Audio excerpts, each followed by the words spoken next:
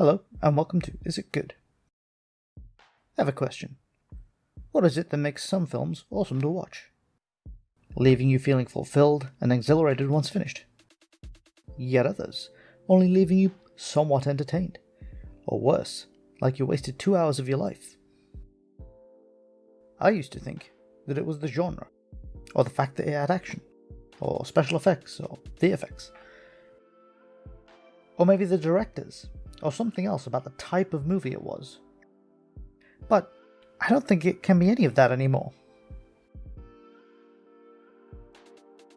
If it were, how could Star Wars, Empire Strikes Back, Return of the Jedi feel so good? Yet the prequels and the sequels somehow not feel so good.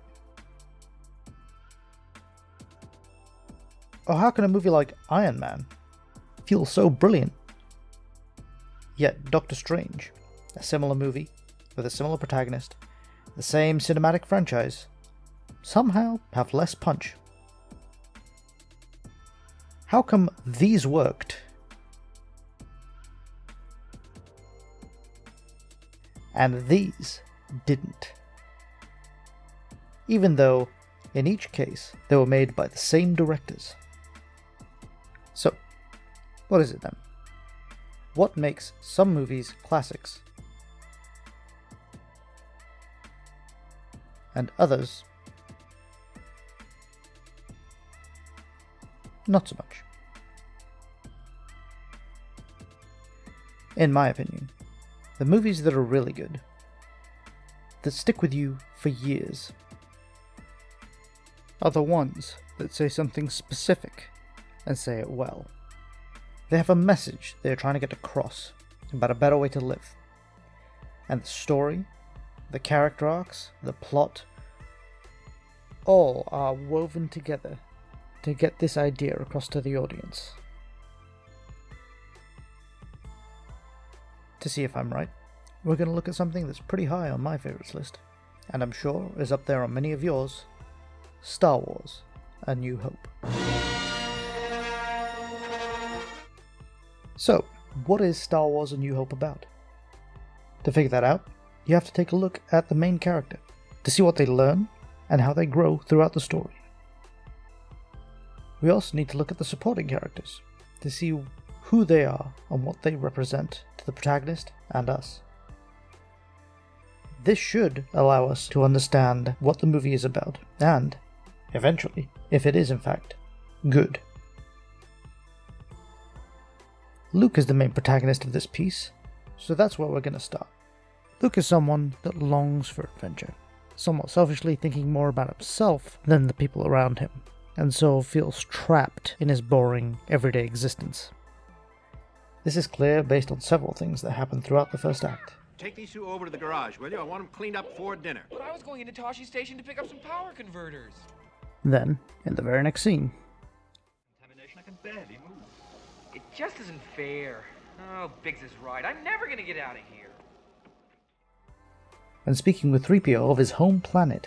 If there's a bright center to the universe, you're on the planet that it's farthest from. Basically, you're as far away from anything exciting as you can get. When he speaks to his uncle and aunt at dinner after seeing the partial version of Leia's message for the first time, he talks to them about sending his application to the academy. And again, this is shot down by his uncle. Harvest is when I need you the most. Only one season more. But Luke doesn't want to waste another year of his life here. As he leaves, he brushes off his uncle's promises by saying, Yeah, that's what she said when Biggs and Tank left. Wait. he's heard this all before, and he is longing to leave. A little later, when he's giving his excuses to Obi-Wan, It's not that I like the Empire, I hate it, but there's nothing I can do about it right now. there's nothing he can do about it. But I'm jumping ahead. We'll come back to that. The beats of the first act of a story serve an important, specific purpose: to set up the world and the plot, but more importantly, to set up the protagonist, what they want and what they need to learn to grow and become the person that they should be. In the case of Luke, we see that he's a young man on a lonely backwater planet stuck in a situation he has no interest in. Though he loves his aunt and uncle, he's too self-centered to think about what's best for them, instead longing for adventure out there in the galaxy. It's not like he's yearning to leave because he believes in the cause of the rebellion against the Empire, or anything like that. He just doesn't like his boring life and feels trapped there, and is wishing for excitement somewhere else. And that's important. That's his problem. Because he's selfish, he's too busy feeling sorry for himself to even consider the idea that he has the ability to take charge of his life and improve the situation that he and those around him are in. So, how will he go about changing this? Well, Act 2 starts with R2 running away and... Look, there's a droid on the scanner. Hey, whoa, just where do you think you're going?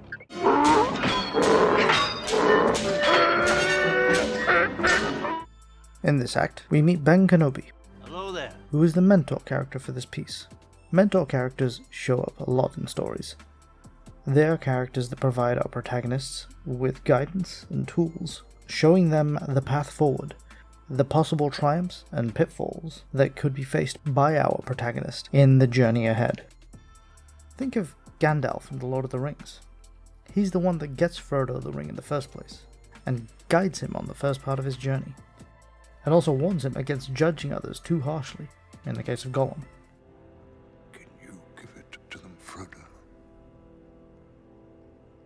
Do not be too eager to deal out death and judgment. Or Morpheus in The Matrix. He explains to Neo what the Matrix is, and shows him the potential he can unlock if he believes in himself and becomes the one. Antiope in Wonder Woman. She teaches Diana how to fight, giving her the abilities she would need to unlock her full potential. Grandma Tala in Moana is the one that shows Moana that she isn't wrong for wanting to leave the island that they live on, and gives her the push she needs to take a boat and find Maui. This is the function that Ben serves in Star Wars.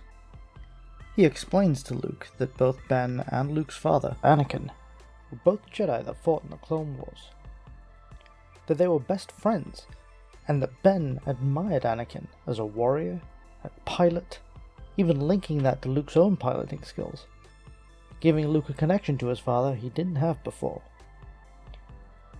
He also explains how Luke's father died, which actually also gives us, the audience, more context for Darth Vader, but we'll come back to that later. And finally, he explains the mystical force. It's an energy field created by all living things. So far, this scene has been giving us context for Luke, who he is, and who he could become. He almost seems destined for something more than what he is now. But Ben also cautions with the explanation of Vader. Now bear in mind, I'm speaking in context of the Star Wars universe as we watch the movies in release order. Then we get to the message from Leia, and the characters finally get an idea of what's at stake. General Kenobi, years ago you served my father in the Clone Wars. Her ship was attacked, she could not reach Kenobi in time. Vital information is in R2. You all know this stuff. But, once we have this info, Ben sits there in thought. Then, leans into Luke and offers him the one thing he's been longing for. You must learn the ways of the Force if you're to come with me to Alderaan. And Luke refuses the call. He gives a bunch of excuses about having responsibilities and such, but they are just that. Excuses. Obi-Wan even calls him out on it. This whole scene has so much going on. Obi-Wan shows Luke the potential of what he could be, sets up the stakes of the conflict, and even offers Luke the adventure he's been longing for. But he rejects it. Why? It's not just because the standard hero's journey trope demands it. That's not how this stuff works. At this point in the story, Luke is someone who longs for adventure, yes, but doesn't have the confidence to actually do anything about it and change his life. That's why he refuses. He doesn't believe this is something he's capable of doing. Obi-Wan is disappointed, but he doesn't push the matter. He tells Luke that he must do what he feels is right, and that's important. He's the mentor. He knows what Luke needs to do, but he also knows he can't force Luke to do it. He can't make him become the person he needs to be. Luke needs to choose to become that person. We end up at the Sandcrawler, where they find the murdered Jawas. Remember, this is back when stormtroopers were precise shots and something to be feared. Luke realizes that the troopers are after R2 and 3PO. If they trace the robots here, they may have learned who they sold them to, and that would lead them back home. Oh, wait, Luke! He realizes Owen and Beru, his aunt and uncle, are in danger, and rushes off to try and save them.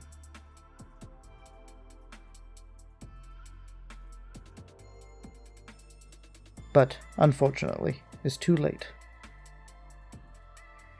This is significant for a few reasons. It shows Luke the price that is paid for indifference to the Empire's actions. But it also shows us, the audience, that Luke isn't a coward. When push came to shove, he went running in to help, though this time he was simply too late. Up until now, he didn't have the confidence to do the things he needed to do. But in this moment, he was selfless, and he tried to do the right thing. Seeing that is what gives him the push he needed, and he returns to Obi-Wan, telling him, I want to come with you to Alderaan. There's nothing for me here now. I want to learn the ways of the Force and become a Jedi like my father. Now, we need to talk about two other important characters in this piece, Han Solo and Leia Organa. In this story, they serve as clone characters for Luke. In Brian McDonald's book, Invisible Ink, he states that a clone, in story terms, is a way of showing and not telling. Clones are characters in your story that represent what could, should, or might happen to the protagonist if he or she takes a particular path. These types of characters appear all the time in movies and other story forms. In Shawshank Redemption, Brooks is a clone character for Red, to show what he could become if he doesn't lose his cynicism, embrace hope, and get busy living.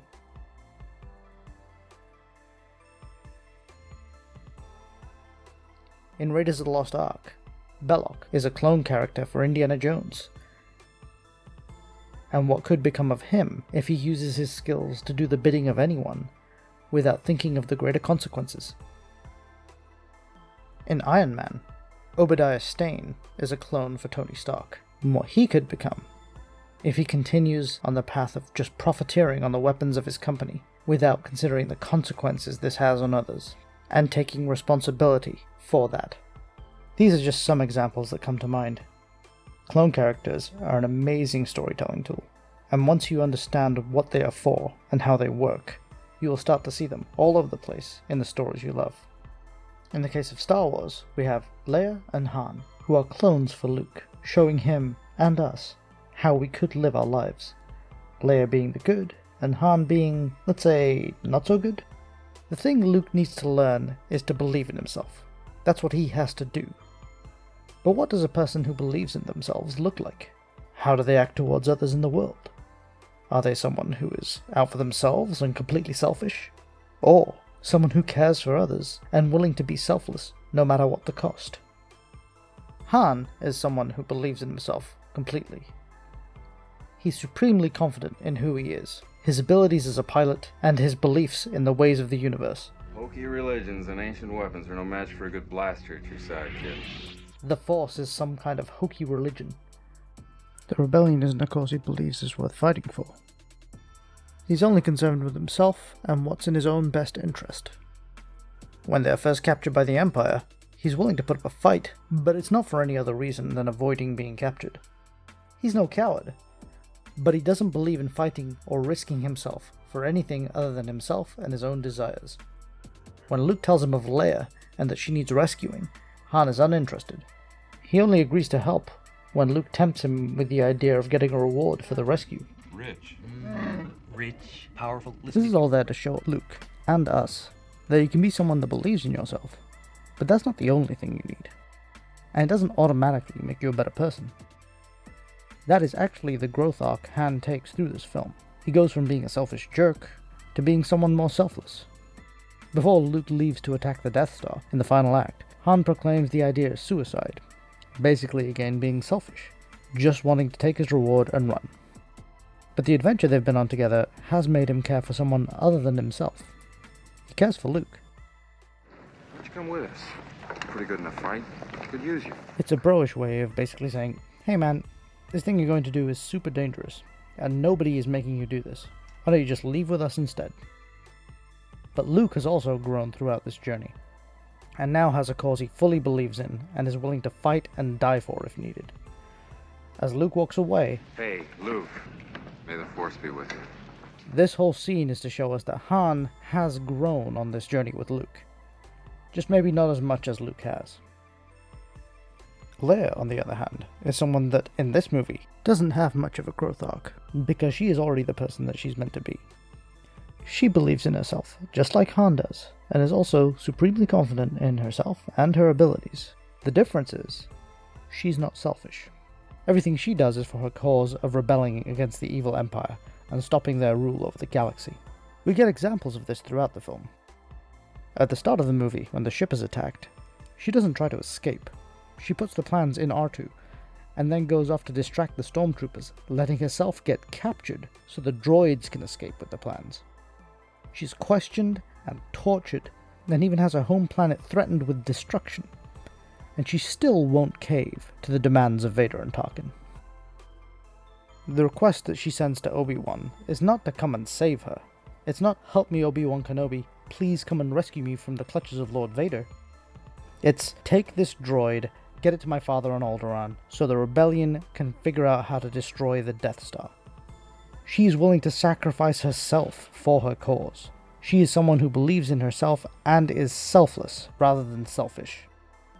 When Luke and Han go to rescue Leia, she's the one who gets them out of the first sticky situation after they get her out of the cell.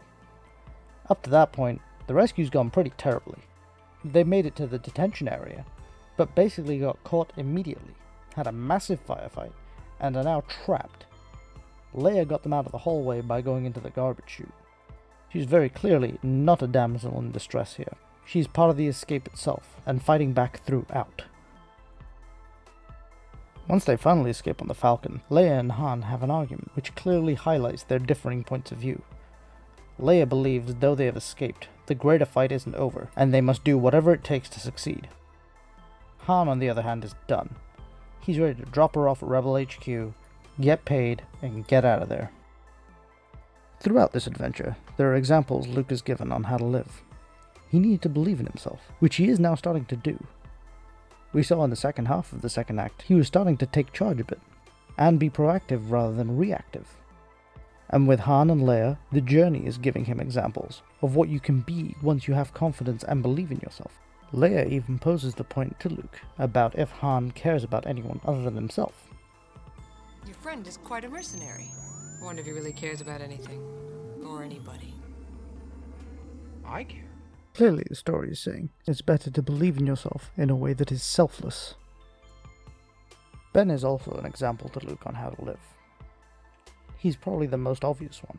Again, he's quite clearly the mentor of Luke. He's the one that encourages him to leave for Alderaan. He consoles Luke when his aunt and uncle are killed, teaches him the ways of the Force, gives him his father's lightsaber, and the understanding that he can be more than he is at the start of the movie. On the Death Star, Obi-Wan leaves the group to deactivate the tractor beam, but he tells Luke, Your destiny lies along a different path from mine. this is the last time that they speak in the film. The Force will be with you. Always. Luke only sees him again from across the hangar, when Obi-Wan looks over to Luke and sacrifices himself so that they can escape. Two things are happening here.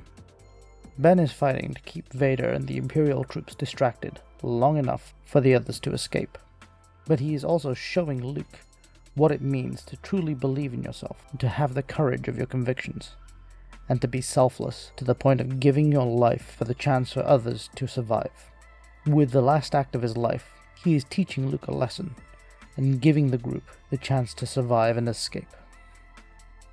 Self-sacrifice is another thing that comes up quite often in these types of stories, and I believe it's because they are showing us that there can be a cost to doing this sort of thing. It is good to be selfless and stand up for what you believe is right, but it is difficult and can potentially be costly, and the character that is often used to convey this to our hero and to the audience is the mentor character. In the Fellowship of the Ring, when trying to escape the mines of Moria, Gandalf knows exactly what the Balrog is, how dangerous it is, and that nobody else in the Fellowship can do anything about it. Swords are no more use here. That is why he has the rest of the group run ahead. Shall not pass!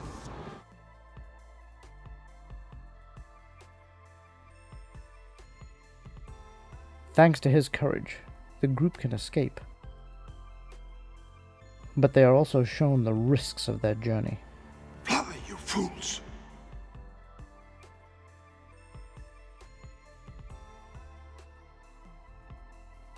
In Iron Man, Jensen realizes that the MK1 suit won't be up and running in time before the guards arrive, and so he takes up the weapon of his enemy and charges down the hallway, firing into the air to drive back the guards.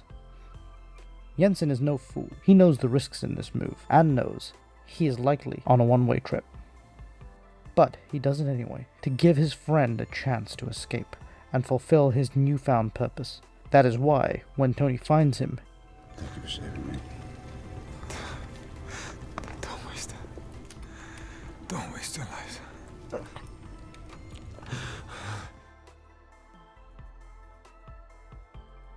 in The Matrix, when Neo is about to be captured by agents, Morpheus attacks them with all his might. You must get Neo out! He's all advantage! He believes that Neo is the one, the key to defeating the machines, and that is what matters above all else, including Morpheus' own life. Obi-Wan is serving a similar purpose here. Due to his experience, he knows that the only way the others can escape is if Vader and his troops are distracted with something, and he knows that he can be that distraction. He also knows that it's likely a one-way ticket, but he's willing to make that sacrifice because he has the courage of his convictions, and he knows that sometimes a high price must be paid for them. And so, he does what he believes he must for what he feels is the greater good. With this final heroic act, he also teaches Luke a final lesson.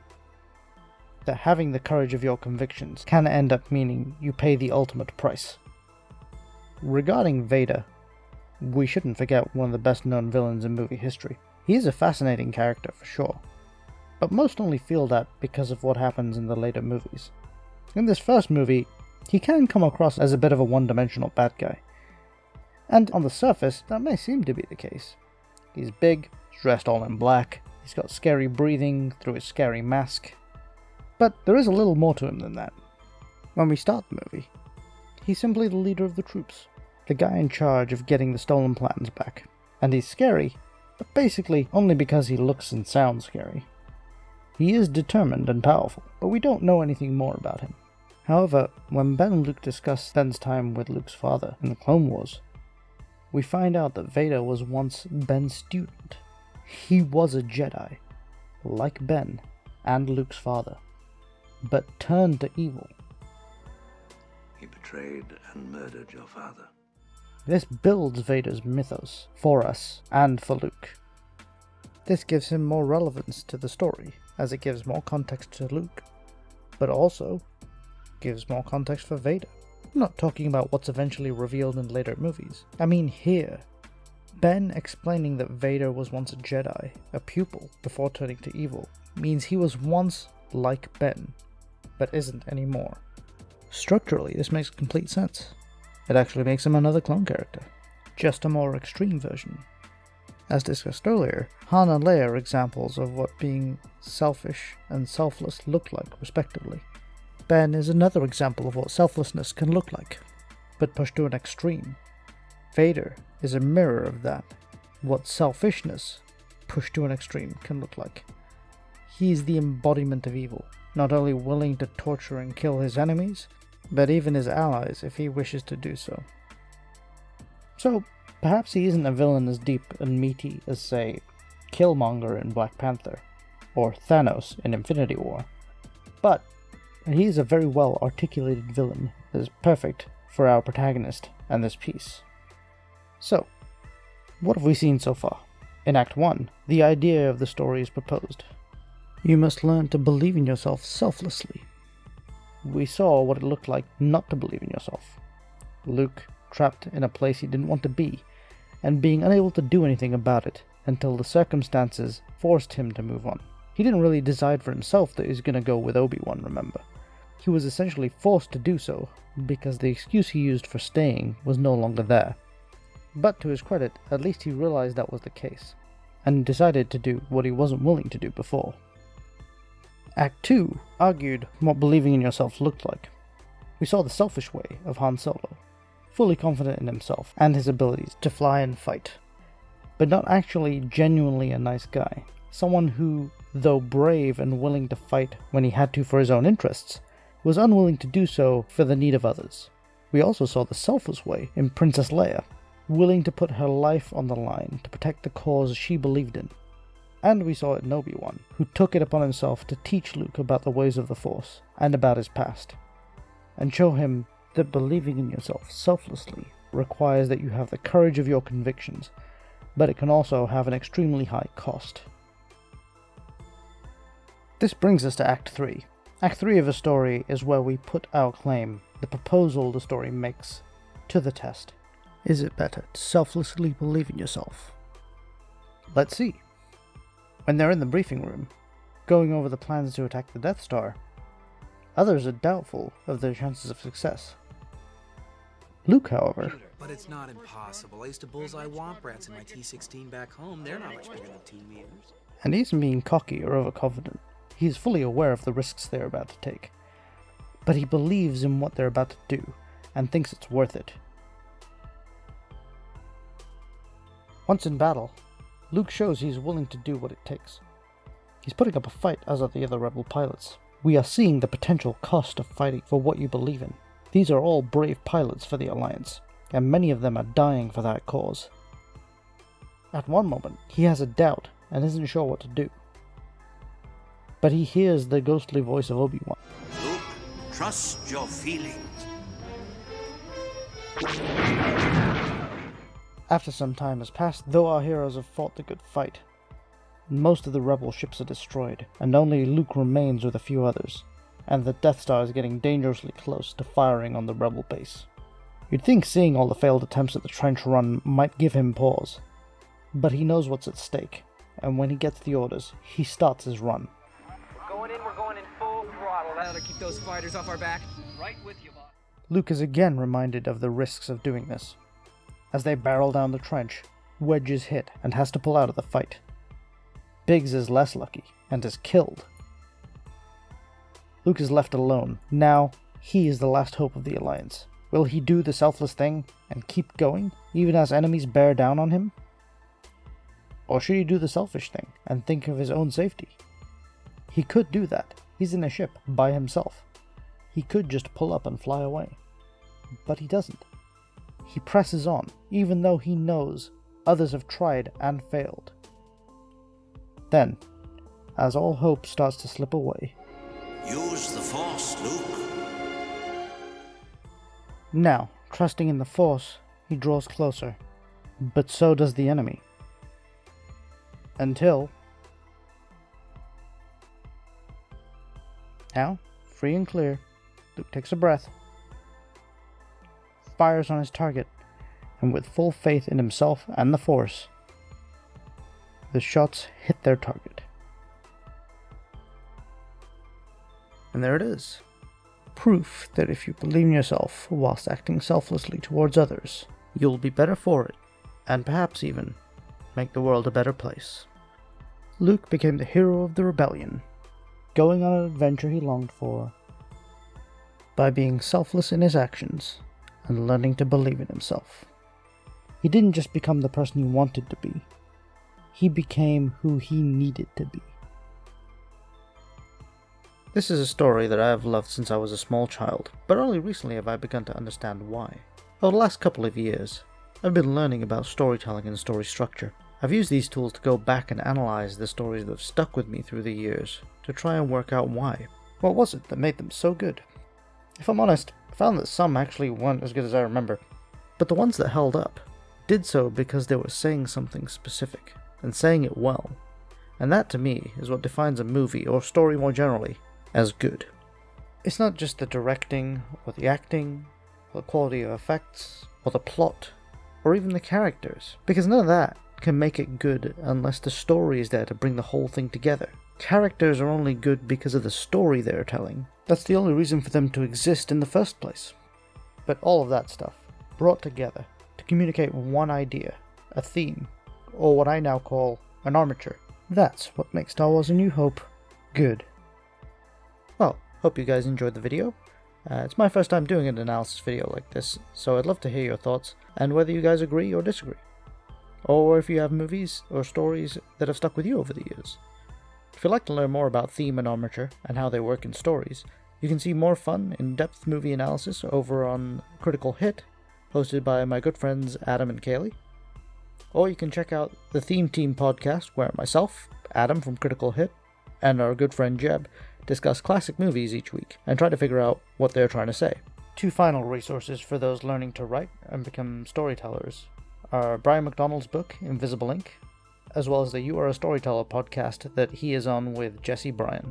They have been fundamental in my learning about storytelling, and have truly opened my eyes to the power of story. Links for all can be found below. Please leave a comment, like and subscribe, all that good stuff if you found this at all useful. We'll be analyzing another movie very soon, where we'll be asking, is Empire Strikes Back good? I'm Preet, and I'd like to thank my wife and producing partner Jenna for helping me put this together. Take care out there. Cheers.